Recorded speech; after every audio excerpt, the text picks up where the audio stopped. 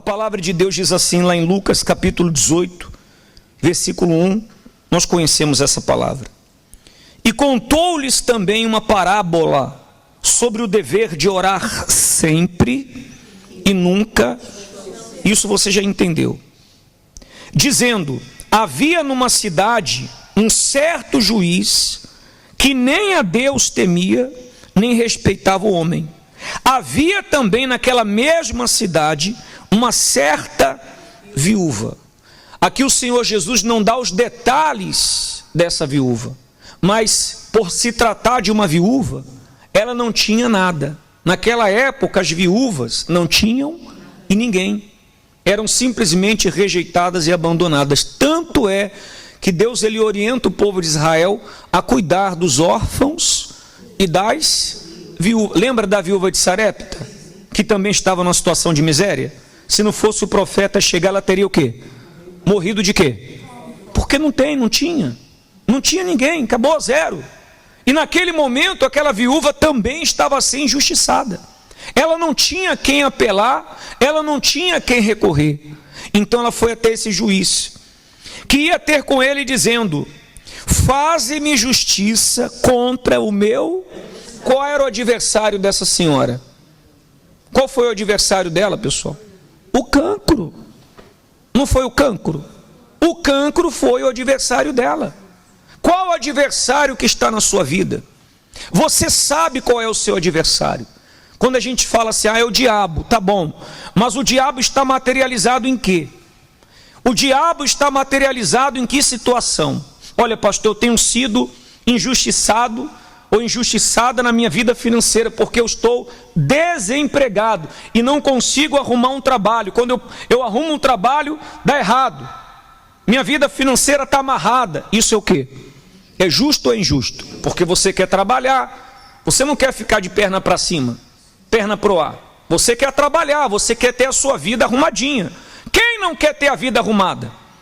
Quem não quer ter uma vida arrumada financeiramente a falar? Todos querem uma vida arrumada, sim ou não? Mas de repente, você é essa pessoa que você tenta arrumar a sua vida financeira, mas não tem trabalho. Ou quando arruma trabalho, o trabalho não dura muito tempo. Ou quando arruma trabalho, o salário não dá para nada. E tem que ficar dependendo de um, do favor de um, do favor de outro. Isso é justo? Isso é justo? Você não quer roubar, você não quer ganhar dinheiro fácil, você quer trabalhar. E você quer um trabalho digno, ou não é? Sim ou não? E de repente você arruma trabalho e dá errado. Isso é justo? Isso não é justo. Está escrito que é dom de Deus, que o homem trabalhe e desfrute, goze do fruto do seu.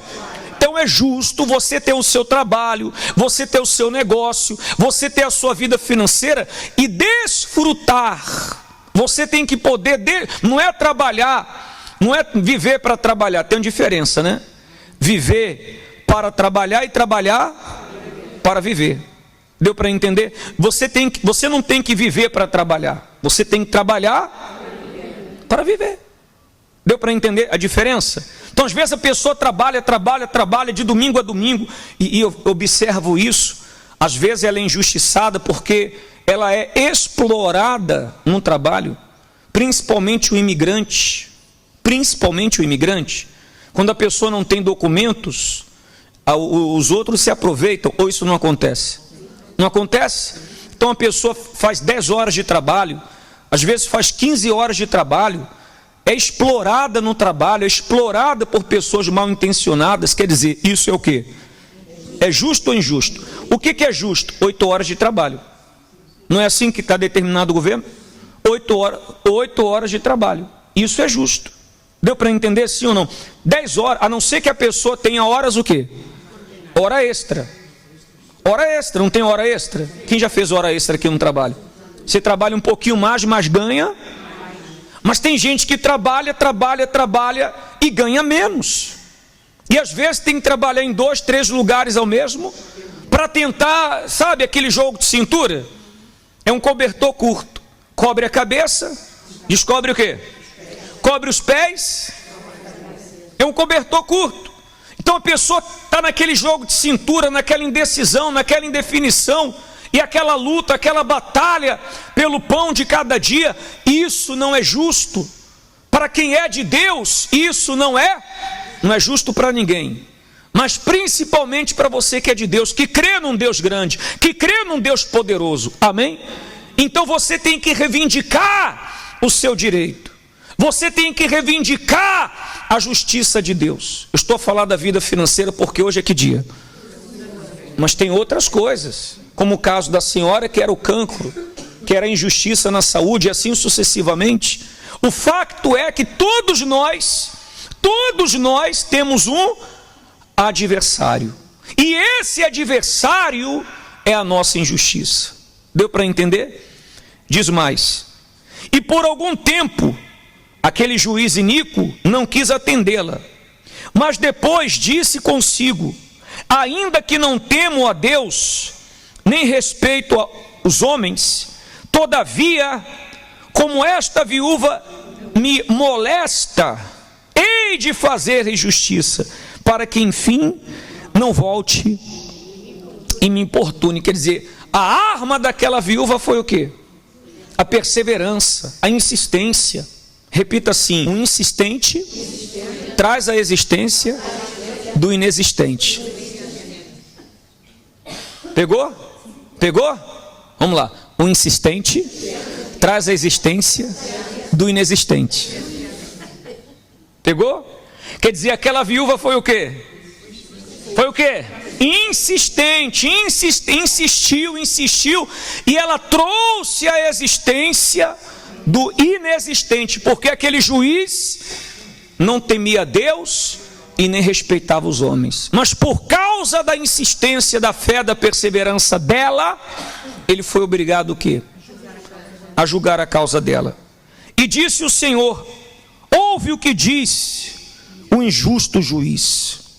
E Deus, quer dizer que é o justo, Deus é justo, não fará justiça a quem? Que clamam a Ele de dia e de noite, ainda que tardio para com eles. Entenda aí, preste atenção, quando Jesus fala aqui do escolhido, quem é o escolhido? Não é porque você está na igreja que você é escolhido.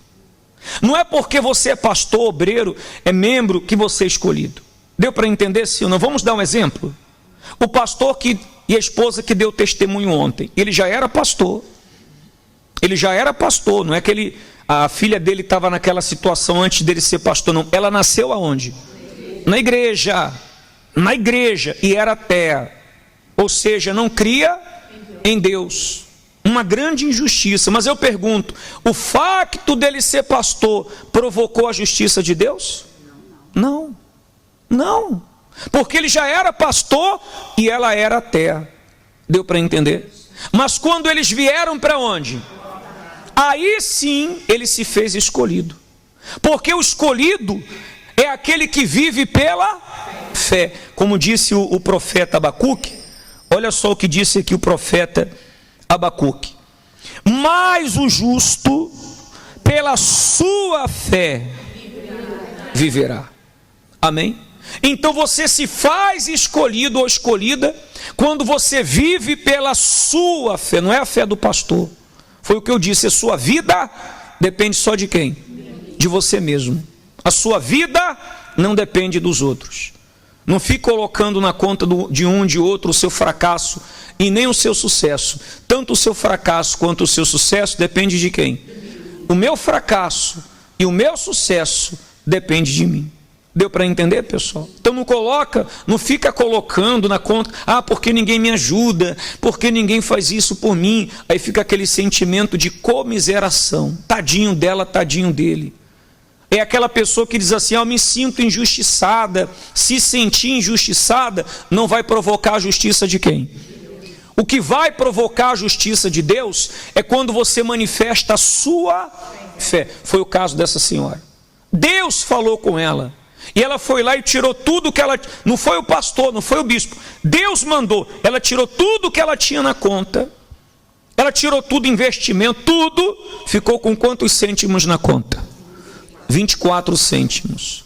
Pegou tudo que ela tinha, foi a fé dela. Porque ela precisava de ver a justiça de quem? Então ela pegou tudo que ela tinha naturalmente, com tudo que ela colocou financeiramente, ela colocou também o quê? O quê? A vida dela. É aí que está, como dizia a minha avó, o pulo do gato. O pulo do gato. Que às vezes a pessoa vem para o altar e coloca o dinheiro, mas não coloca o quê? A vida. Porque quando sai daqui continua fumando, continua falando palavrão, continua vivendo na prostituição, continua com a mágoa no coração, ela vai ver justiça? Ela está sendo injusta. Ela está sendo injusta. Mas se ela vem, tudo bem, Deus pediu o que está na minha conta bancária, Deus pediu meu salário, Deus pediu minha reforma, Deus pediu para mim gerar, construir o meu sacrifício. Meu Deus, eu não tenho nada, nem trabalho, mas eu vou construir, eu vou gerar o meu sacrifício, ok. Mas junto com esse valor, junto com esse sacrifício, meu Deus, está aqui a minha vida, tudo que eu tenho, tudo que eu sou, está aqui, tudo 100% no teu altar. Amém? Então essa pessoa se faz o quê? Escolhida.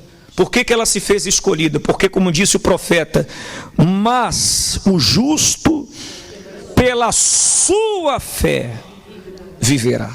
Amém? Então não espere que o pastor venha falar com você, faça isso ou faça aquilo. Como ontem uma senhora veio falar, pastor, o que eu faço no meu sacrifício? Eu não sei. Cada um tem que fazer o quê? O seu sacrifício. A palavra não é voto. Nós não estamos convidando ninguém para fazer o quê? Voto. Estamos chamando a pessoa para fazer o quê? É o sacrifício. Isso ficou claro desde o início, sim ou não? Sim ou não? Não é voto. Voto é uma coisa. Sacrifício é o quê? É igual justiça e milagre. Milagre é uma coisa, justiça é o quê? Por exemplo, o dinheiro que a pessoa recebe na conta é o quê? É justiça ou é milagre? É milagre. A pessoa chegou com a dor na coluna e foi curada, é o que isso aí? É milagre. E o que é justiça? Justiça é um caso impossível. Justiça é uma situação impossível. Deu para entender? Que Deus entra em ação e Ele faz justiça. Isso é justiça. Inclusive domingo agora, dia 29, vai ser o domingo do quê? Dos impossíveis, porque tudo é possível ao que crê. Tudo é possível. Vai ser o domingo do você pode. Fala para quem está do seu lado, você pode. Pode ou não pode? Porque tudo... Vamos fazer um grande evento de fé. O evento do você pode. Porque tudo é possível ao que crê. Amém? Nós vamos apresentar nesse domingo as nossas causas, vamos apresentar neste domingo os nossos impossíveis, os nossos casos perdidos, e Deus, Ele vai fazer que o impossível se torne possível. Tá ligado? E no dia 13, quando você chegar no altar e você apresentar o seu sacrifício, apresentar a sua vida, é o dia que Deus vai estender o quê? Eu coloquei o versículo lá. Vocês viram, não viram? Está lá, ó. Porventura a minha palavra não é como fogo, diz o Senhor, e como que esmiuça a pedra. Então Deus vai estender o martelo dele, por isso a canção, estende o teu. Entendeu de onde foi tirada a canção? Amém? Então Deus vai estender o martelo dele, o martelo do justo juiz, para esmagar toda a injustiça da sua vida. Vai ser muito forte. Na minha opinião, essa campanha da Fogueira Santa com a justiça é uma das mais fortes.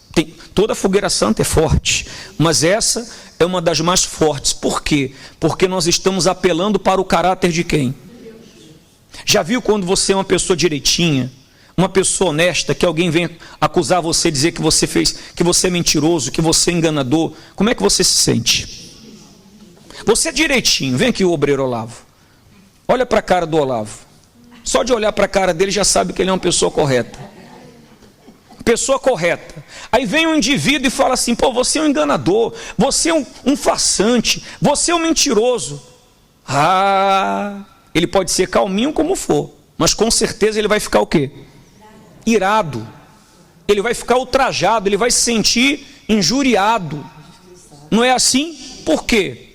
Porque mexeu com o caráter dele, mexeu com a hombridade dele. Deu para entender? Agora imagine Deus que é o justo juiz, o justo juiz, você chegar diante dele, ó Senhor, o Senhor prometeu, um exemplo, o Senhor prometeu levar sobre si as minhas dores, e eu estou doente, isso está escrito aqui, é verdade ou é mentira?